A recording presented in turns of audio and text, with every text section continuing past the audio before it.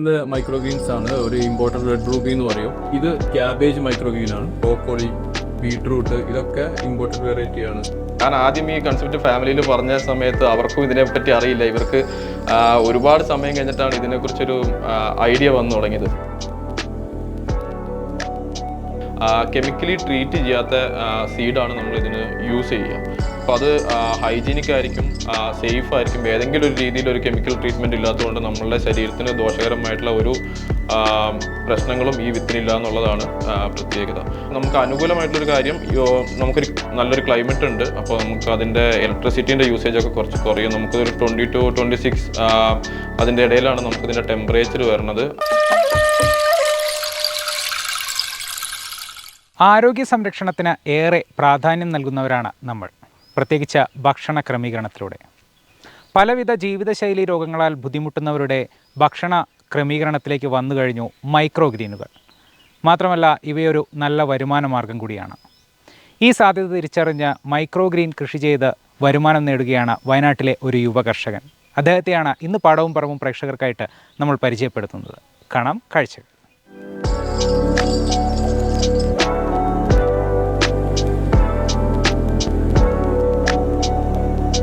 വയനാടിൻ്റെ മണ്ണിൽ പുതിയൊരു ഹരിത വിപ്ലവം സൃഷ്ടിക്കുകയാണ് ചുള്ളിയോട് സ്വദേശിയായ ലിയോ.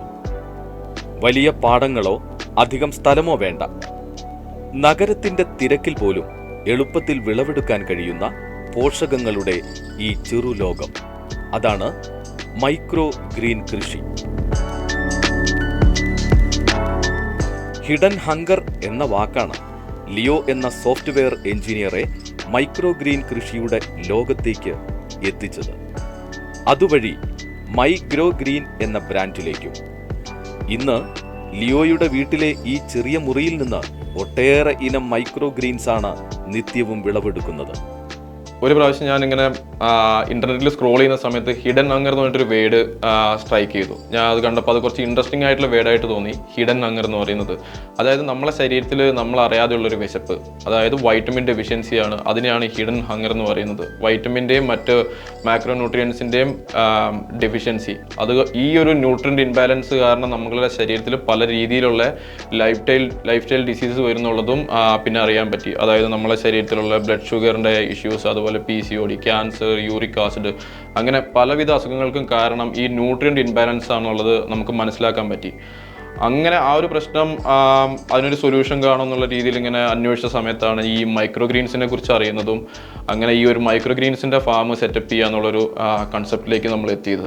കോർപ്പറേറ്റ് ഫീൽഡിലാണ് വർക്ക് ചെയ്യുന്നത്. പക്ഷേ എപ്പോഴും ഏതൊരാളെ സംബന്ധിച്ചിടത്തോളം സ്വന്തമായിട്ട് അവരുടെ ആ ഒരു പാഷൻ എന്താണ് അത് ഫോളോ ചെയ്യണം എന്നുള്ളത് എല്ലാവരുടെയും ഒരു ആഗ്രഹമായിരിക്കും. അപ്പോൾ ആ ഒരു ചിന്താഗതിൻ്റെ പുറത്ത് തന്നെയാണ് ഞാനിപ്പോൾ കൃഷിയായിട്ട് ബന്ധപ്പെട്ട് വന്നത്. അപ്പോൾ എനിക്ക് ഞാനിതിനു മുമ്പ് ഞാൻ പോയ സമയത്ത് ഓഫീസിലായാലും യാത്ര ചെയ്യുന്ന സമയത്തായാലും കണ്ട സമയത്ത് എൻ്റെ കൃഷിയും ഇത് രണ്ടും കൂടി ഒരുമിച്ച് കൊണ്ടുപോകാൻ പറ്റുന്ന ഒരു ഫാമിംഗ് ആണ് ഈ സസ്റ്റൈനബിൾ ഫാമിംഗ്.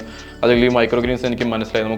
ഒരു ദിവസം നമുക്കൊരു 3 hours ആണ് മാക്സിമം നമുക്കിതിൽ സ്പെൻഡ് ചെയ്യേണ്ട സമയം. നമ്മളിപ്പോൾ സീഡ്ലിംഗ് ആയിരുന്നെങ്കിലും അതല്ലെങ്കിൽ വാട്ടറിങ് ആയിരുന്നെങ്കിലും ഒരു 3 hours ആണ് നമുക്കൊരു മാക്സിമം നമുക്ക് സ്പെൻഡ് ചെയ്യേണ്ടത്. അപ്പോൾ രണ്ടും കൂടി അത് ഒരുമിച്ച് കൊണ്ടുപോകാൻ പറ്റുമെന്ന് എനിക്ക് തോന്നി. അങ്ങനെയാണ് ഇതിലേക്ക് വന്നത്.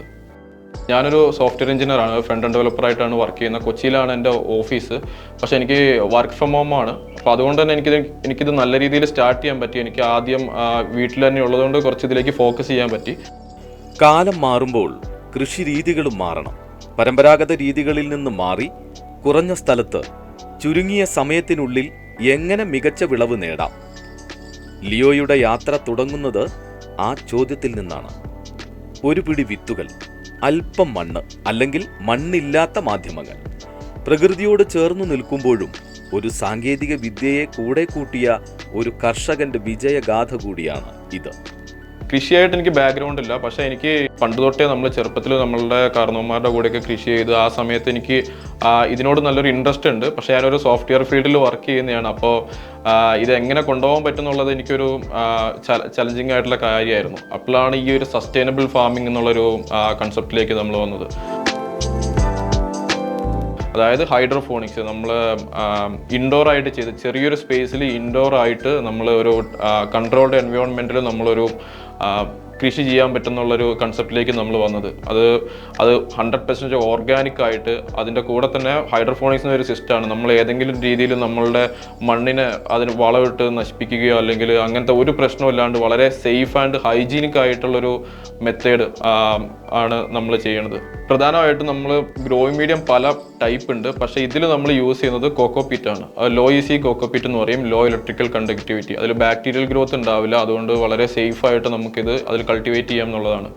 രണ്ടാമത് നമ്മൾ യൂസ് ചെയ്തേക്കുന്ന ലൈറ്റ്സ് എന്ന് പറഞ്ഞിട്ടുണ്ടെങ്കിൽ ഗ്രോ ലൈറ്റ് എന്ന് പറയും. ഫുൾ സ്പെക്ട്രം ഗ്രോ ലൈറ്റ് ആണ്. നമ്മൾ സൺലൈറ്റിൽ നിന്ന് കിട്ടുന്ന സെയിം സ്പെക്ട്രം, അതേ സ്പെക്ട്രമാണ്, അതേ ഗുണങ്ങളാണ് നമ്മൾ പുറത്തുനിന്ന് ഒരു സൺലൈറ്റിൽ നിന്ന് ഒരു നോർമൽ പ്ലാന്റിന് കിട്ടുന്ന എല്ലാ ഗുണവും ഈ ലൈറ്റിൽ നിന്ന് നമ്മളെ ഈ മൈക്രോ ഗ്രീൻസിന് കിട്ടുന്നുള്ളതാണ് അതിൻ്റെ പ്രത്യേകത. അത് മാത്രമല്ല, അത് ഗ്രോ ലൈറ്റിന് ചൂട് കുറവായതുകൊണ്ട് തന്നെ നമുക്ക് റൂമിൽ ആ ഒരു ടെമ്പറേച്ചർ ഒരു കറക്റ്റ് ടെമ്പറേച്ചറിൽ കൊണ്ടുപോകാൻ അത് ഹെൽപ്പ് ചെയ്യുന്നുള്ളതാണ് അതിൻ്റെ പ്രത്യേകത.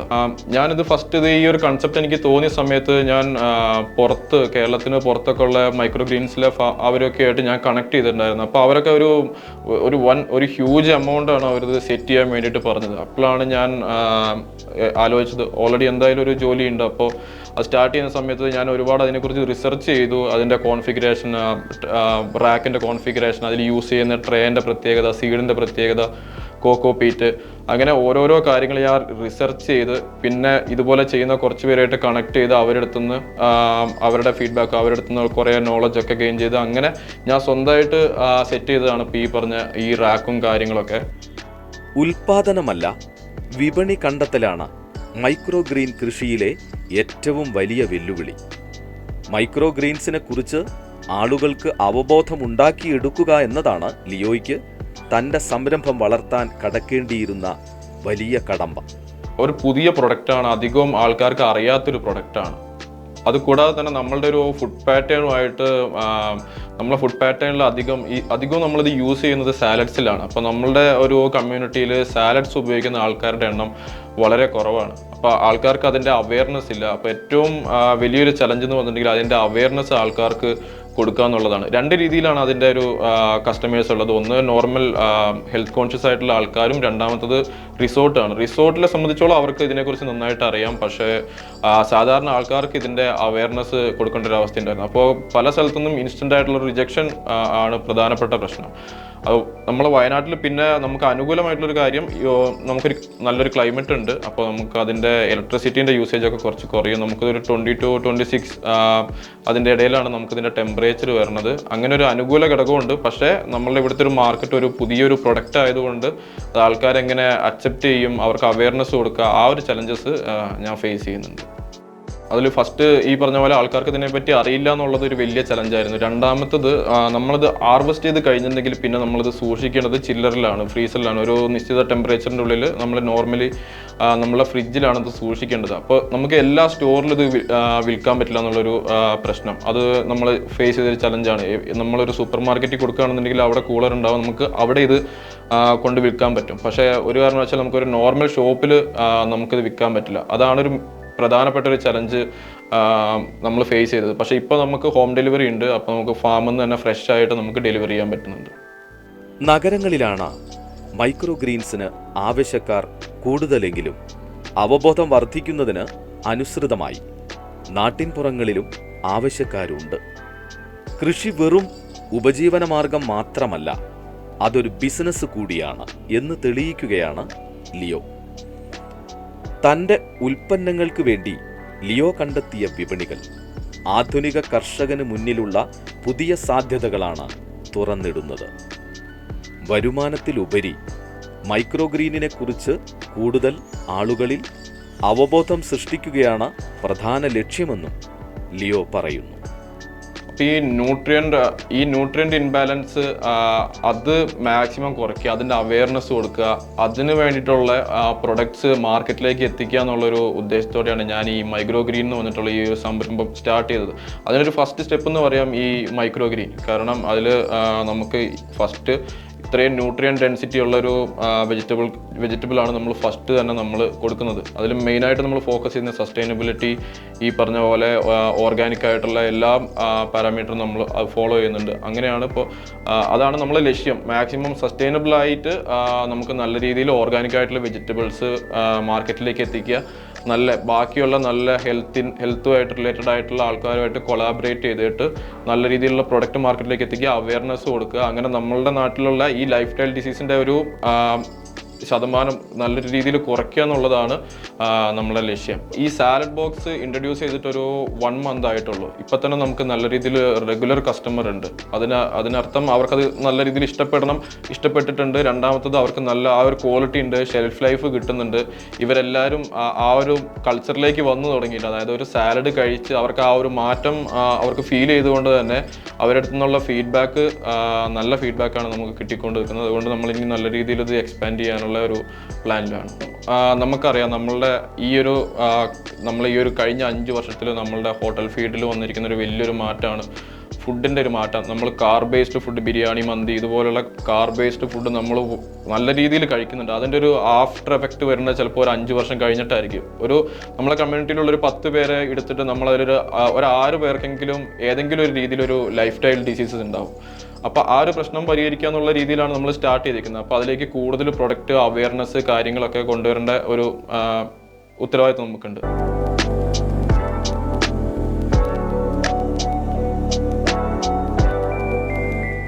മുളപ്പിച്ച വിത്തുകൾ ആഹാരത്തിൻ്റെ ഭാഗമാക്കുന്നത് പുതിയ കാര്യമല്ല.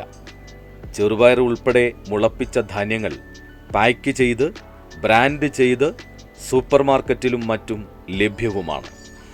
ഈ മുളകളെ 6-7 ദിവസം കൂടി വളരാൻ അനുവദിച്ചാൽ അത് മൈക്രോ ഗ്രീൻസായി. പോഷക ഗുണത്തിൻ്റെ കാര്യത്തിൽ മുളപ്പിച്ച ധാന്യങ്ങളെക്കാൾ മുന്നിട്ട് നിൽക്കും 2 ഇല പ്രായമെത്തിയ ഈ ഇത്തിരി പച്ചകൾ.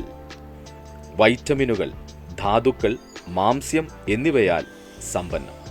ഇത് മൈക്രോ ഗ്രീൻസ് ആണ്. ഒരു ഇമ്പോർട്ടഡ് റെഡ് റൂബി എന്ന് പറയും.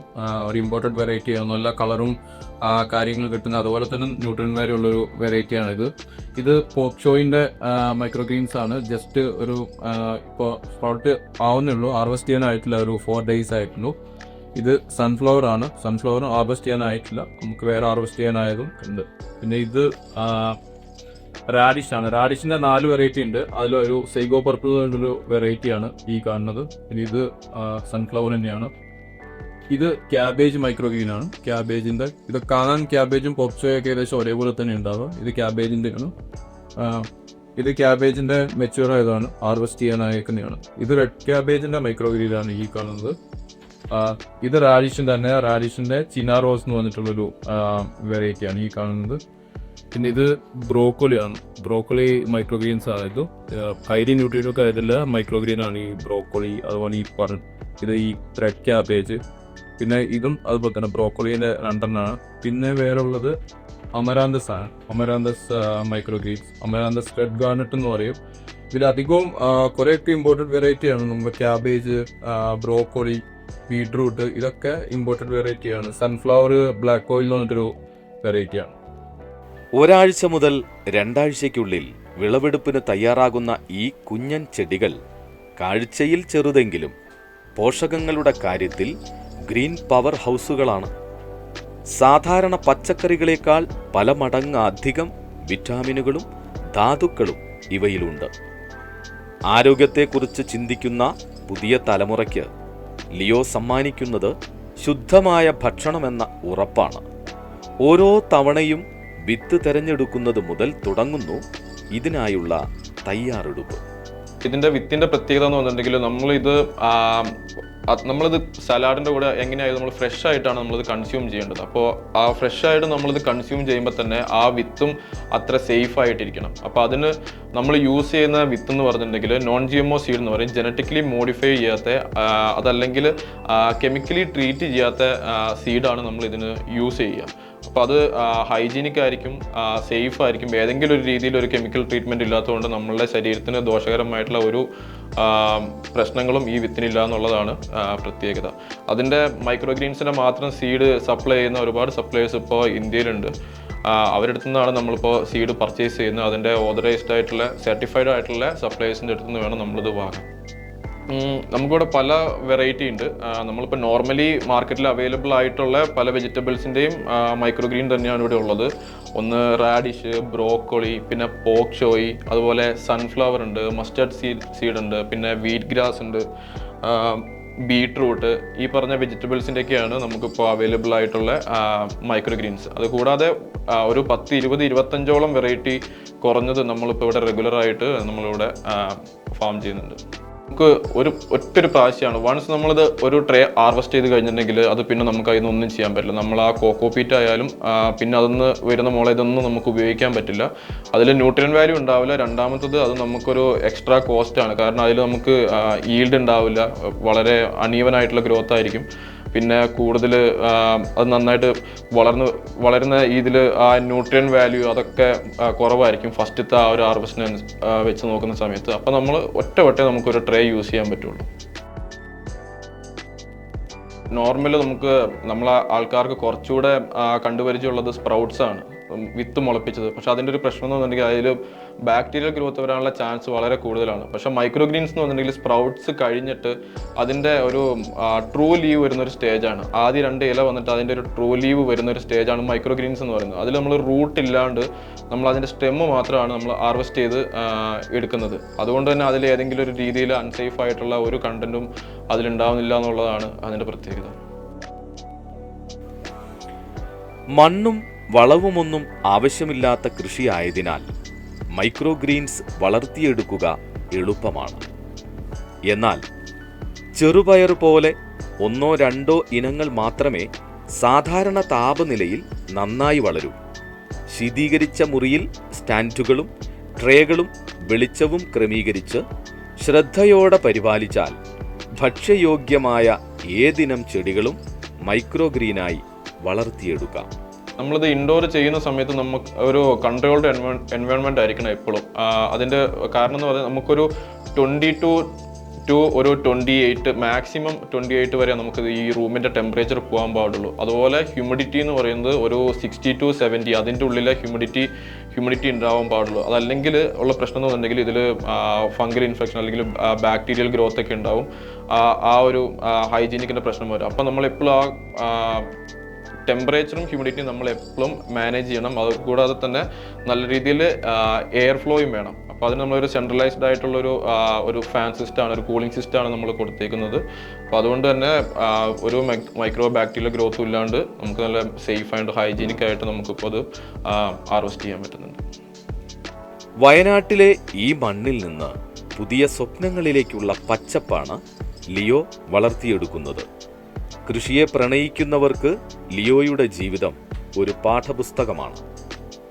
ലിയോയുടെ പുത്തൻ ആശയത്തിന് പൂർണ്ണ പിന്തുണയുമായി കുടുംബവും കൃഷിഭവനുമെല്ലാം ഒപ്പമുണ്ട്. ഞാൻ ആദ്യം ഈ കൺസെപ്റ്റ് ഫാമിലിയിൽ പറഞ്ഞ സമയത്ത് അവർക്കും ഇതിനെപ്പറ്റി അറിയില്ല. ഇവർക്ക് ഒരുപാട് സമയം കഴിഞ്ഞിട്ടാണ് ഇതിനെക്കുറിച്ചൊരു ഐഡിയ വന്നു തുടങ്ങിയത്. പക്ഷെ അത് കഴിഞ്ഞ് കുറച്ച് സെയിലായി, പിന്നെ ഒരുപാട് പേര് നല്ല ഫീഡ്ബാക്ക് പറയാൻ തുടങ്ങി. അങ്ങനെ ആയ സമയത്ത് എനിക്ക് പിന്നെ ഫാമിലീൻ്റെ അടുത്തുനിന്ന് നല്ല സപ്പോർട്ട് കിട്ടി തുടങ്ങി. നമ്മളിപ്പോൾ നാട്ടിൽ നിന്നായാലും കുറേ പേര് നല്ല രീതിയിൽ സപ്പോർട്ട് കിട്ടി തുടങ്ങി. പക്ഷേ എന്നെ സഹായിക്കാൻ നമുക്കിപ്പോൾ ഒരാളും കൂടി ഉണ്ട്. എൻ്റെ ഒരു കസിൻ ഉണ്ട്, ജീസൺ എന്നാണ് പേര്. അവനാണിപ്പോൾ ഒട്ടുമിക്ക അധിക കാര്യങ്ങളും മാനേജ് ചെയ്യുന്നത്. അവൻ നല്ല രീതിയിൽ നമുക്കിപ്പോൾ ഹെൽപ്പ് ചെയ്യുന്നുണ്ട്. ഇപ്പോൾ ഡെലിവറി ചെയ്യാൻ ആയിട്ടുണ്ടെങ്കിലും പിന്നെ സീഡ് ചെയ്യാനും ഒരുപാട് കാര്യങ്ങൾക്കൊക്കെ ഇപ്പോൾ അവൻ്റെ ഒരു സപ്പോർട്ട് ഉണ്ട്. ഞങ്ങൾ രണ്ടുപേരും കൂടിയാണ് ഇപ്പോൾ ഇത് മുമ്പോട്ട് കൊണ്ടുപോകുന്നത്. പ്രധാനമായിട്ടും ഇപ്പോൾ നമ്മളുടെ ഒരു നാടെന്ന് പറഞ്ഞിട്ടുണ്ടെങ്കിൽ നമ്മളെ തൊട്ടടുത്ത് കൃഷിയായിട്ട് ബന്ധപ്പെട്ടിട്ടുള്ള ഗവൺമെൻറ്റിൻ്റെ തന്നെ ഒരുപാട് ഗവൺമെൻറ്റിൻ്റെ ആയിട്ടും പ്രൈവറ്റ് ആയിട്ടും ഒരുപാട് പ്രൊജക്റ്റ് പോകുന്ന ഒരു സ്ഥലമാണ്. അപ്പോൾ നമുക്കൊരു പെട്ടെന്നൊരു സപ്പോർട്ടിന് ഇപ്പോൾ കൃഷിഭവൻ എന്നായിരുന്നെങ്കിലും അതല്ലെങ്കിൽ നമ്മളെ അമ്പലവേല്, നമ്മളെ തൊട്ടടുത്ത് തന്നെ അമ്പലവേല് കൃഷി വകുപ്പിൻ്റെ ഒരുപാട് പ്രൊജക്റ്റും കാര്യങ്ങളും സ്ഥാപനങ്ങളൊക്കെ ഉണ്ട്. അപ്പോൾ അവരടുത്തു നിന്നൊക്കെ നല്ല രീതിയിലൊരു സപ്പോർട്ട്, ഈ പറഞ്ഞ പോലെ കൃഷിഭവൻ എല്ലായിടത്തും നല്ല രീതിയിൽ സപ്പോർട്ട് ഉണ്ട്. കാരണം അവർക്ക് ഓൾറെഡി ഇതിനെക്കുറിച്ച് കുറേ പേർക്ക് നല്ല രീതിയിൽ അറിയുന്നതാണ്. അപ്പോൾ അവരും നമ്മളെ നല്ല രീതിയിൽ സപ്പോർട്ട് ചെയ്യുന്നുണ്ട്. ഇത് ഫസ്റ്റ് ഞാൻ തുടങ്ങുന്ന സമയത്ത് ഒരു ഹ്യൂജ് ഇൻവെസ്റ്റ്മെൻറ്റ്, ഇപ്പോൾ ഇതൊരു ഫ്രാഞ്ചൈസി ആയിട്ടാണ് പലരും ചെയ്തു കൊടുക്കുന്നത്. അത് ലക്ഷങ്ങളാണ് അവർ ചോദിക്കുന്നത്. അപ്പോൾ ഞാനത് സ്വന്തമായിട്ട് ചെയ്ത് എനിക്കൊരു ഇപ്പോൾ ഒരു എക്സ്പീരിയൻസ് ഉണ്ട്. ഇപ്പോൾ അതിൻ്റെ ഒരു സപ്ലയേഴ്സിൻ്റെ ലിസ്റ്റ് കാര്യങ്ങളെല്ലാം. അപ്പോൾ ഞാൻ ഒരു ട്രെയിനിങ് ആണ് ഞാൻ ഉദ്ദേശിക്കുന്നത്. അതായത് ഇത് ചെയ്യാൻ താല്പര്യമുള്ളവർക്കൊരു ട്രെയിനിങ്, അത് നമ്മൾ സ്റ്റാർട്ട് ചെയ്തിട്ടില്ല, ഞാൻ അതിൻ്റെ വർക്കിലാണ്. അതൊരു പ്രോപ്പറായിട്ടൊരു നല്ല രീതിയിൽ ഫുൾ എക്സ്പീരിയൻസും കാര്യങ്ങളൊക്കെ വെച്ചിട്ടൊരു ട്രെയിനിങ് കൊടുക്കാനാണ് ഞാൻ പ്ലാൻ ചെയ്യുന്നത്. അപ്പോൾ അവർക്ക് അതിൻ്റെ ഒരു ഗുണം എന്ന് പറഞ്ഞിട്ടുണ്ടെങ്കിൽ ഫസ്റ്റ് ആദ്യം തന്നെ പോയിട്ട് വലിയൊരു എമൗണ്ട് ഇൻവെസ്റ്റ് ചെയ്ത് അത് ഇതായി അതായത് വേസ്റ്റ് ആയി പോവാതിരിക്കുന്നതിനെക്കാട്ടി നല്ല രീതിയിലൊരു ട്രെയിനിങ് കൊടുക്കുന്നതാണെന്ന് എനിക്ക് തോന്നി. അപ്പോൾ അവർക്ക് ഒരു കുറഞ്ഞ എമൗണ്ടിൽ ഒരു ട്രെയിനിങ് അറ്റൻഡ് ചെയ്തിട്ട് അവർക്ക് തന്നെ തീരുമാനിക്കാം അവരുടെ മാർക്കറ്റ് ഉണ്ടോ, അവർക്ക് ഇതുകൊണ്ട് ഇത് പറ്റുമോ, ഇതിനെക്കുറിച്ച് കുറച്ചുകൂടെ നോളജ് ഷെയർ ചെയ്യാനൊക്കെ പറ്റും തോന്നി. അപ്പോൾ ഒരു ട്രെയിനിങ് നമ്മൾ പ്ലാൻ ചെയ്യുന്നുണ്ട്. സ്റ്റാർട്ട് ചെയ്തിട്ടില്ല, പക്ഷേ അടുത്ത് തന്നെ നമ്മൾ ട്രെയിനിങ് കൊടുക്കുന്നതായിരിക്കും. കുറഞ്ഞ സ്ഥലത്ത് നിന്ന് കൂടുതൽ വരുമാനം, ഇതാണ് ലിയോ മുന്നോട്ട് വയ്ക്കുന്ന ആശയം. എന്തായാലും എല്ലാവർക്കും മാതൃകയാക്കാൻ കഴിയുന്ന ഒരു മികച്ച യുവ കർഷകനാണ് ലിയോ. അദ്ദേഹത്തിൻ്റെ ഒരുപാട് അനുഭവങ്ങളുണ്ട്. ഈ ഒരു മേഖലയിലേക്ക്, ഈ ഒരു കാർഷിക മേഖലയിലേക്ക് അദ്ദേഹം ഈ ഒരു മൈക്രോ ഗ്രീൻ കൃഷിയുമായി കുറച്ച് മാസങ്ങളായിട്ടേ ഉള്ളൂ വന്നിട്ടെങ്കിൽ പോലും അദ്ദേഹത്തിൻ്റെ ഒരു അനുഭവ പാഠവും എന്നുള്ളത് വളരെ വലുതാണ്. അത് ഒരുപാട് പേർക്ക് പങ്കുവയ്ക്കാനും അദ്ദേഹം തയ്യാറാണ്. അപ്പോൾ ഈ മേഖലയിലേക്ക് ഇനിയും വരാൻ താല്പര്യമുള്ളവർ അദ്ദേഹം പ്രത്യേകമായി ക്ഷണിക്കുന്നു. ഈ ഒരു അനുഭവങ്ങൾ, ആ ഒരു കൃഷി മാർഗങ്ങൾ, പ്രത്യേകിച്ച് ഒരു വരുമാനം നേടാൻ ആഗ്രഹിക്കുന്നവർക്ക് ഒരു ചെറിയ സ്ഥലത്ത് ഒരു വരുമാനം, ഒരു വീട്ടമ്മമാർക്കാണെങ്കിലും പ്രത്യേകിച്ച് മറ്റ് ജോലികൾക്കിടയിലും ഒരു വരുമാനം കൂടി എന്നുള്ള നിലയിൽ ആഗ്രഹിക്കുന്നവർക്കും ഈ ഒരു കൃഷി രീതിയൊക്കെ പങ്കുവയ്ക്കാനും അദ്ദേഹം തയ്യാറാണ്. അപ്പോൾ എന്തായാലും പാടവും പറമ്പിൻ്റെ ഇന്നത്തെ എപ്പിസോഡ്, ഈ ഒരു വ്യത്യസ്തമായ കാഴ്ച അല്ലേ, വളരെ വ്യത്യസ്തം. നമ്മൾ ചെറിയ ചെടികളുടെ ഒരു ഭംഗിയുള്ള കുറേ കാഴ്ചകളായിരുന്നു നമ്മൾ കണ്ടത്. അപ്പോൾ എന്തായാലും പാടവും പറമ്പിൻ്റെ ഇന്നത്തെ എപ്പിസോഡ് ഇവിടെ പൂർണ്ണമാവുകയാണ്. അടുത്ത ആഴ്ച മറ്റൊരു കൃഷി വിശേഷവുമായി വീണ്ടും കാണാം. നന്ദി, നമസ്കാരം.